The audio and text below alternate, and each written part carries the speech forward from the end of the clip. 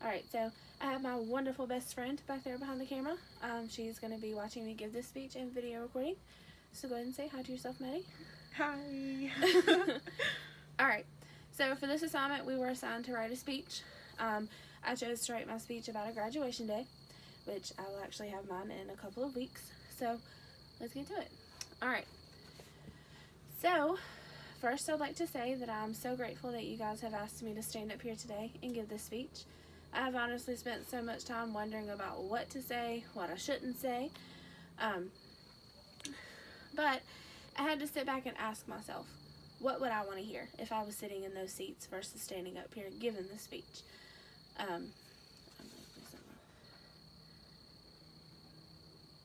I don't make speeches. I don't do public speaking. It's never really been my thing, but I will put my mind at rest and give this thing a whirl. Yes, I'm that face of the person that you see driving down the road in an ambulance, yelling, screaming with road rage, telling you to get out my way.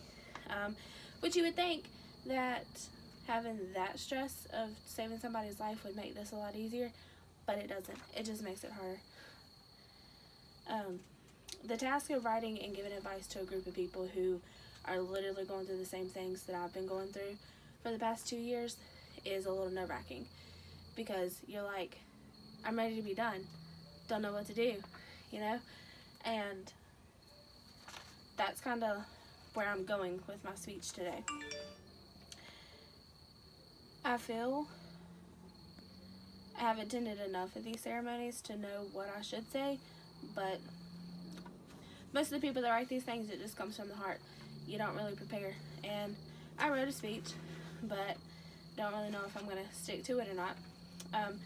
But on this beautiful day, in front of all these wide-eyed, young, bushy-tailed graduates, we stand here about to start our new lives. I'd like to start off by saying that I'm so proud of everyone. We have busted our butts over however amount of time that you guys have spent to get here, and it's literally almost over. We've been through some rough and tough days, but we've also been through some great and rewarding ones at that to get where we are. I could not have pictured myself to do this with a better group of people. Parents, you're probably wondering where the years have gone. First, you look at your sons and daughters and they're going to kindergarten, and now here we are graduating college. We have spent onwards of 14 and 15 years to get to this point. We have so many accomplishments behind us, but the biggest one is probably making you guys proud. Of course, living through those years between kindergarten and now may have seemed like it just rushed by for you guys, but for us, it's been too dang on long. We are the class of 2019. We're technology natives. We were born and educated with technology in the world.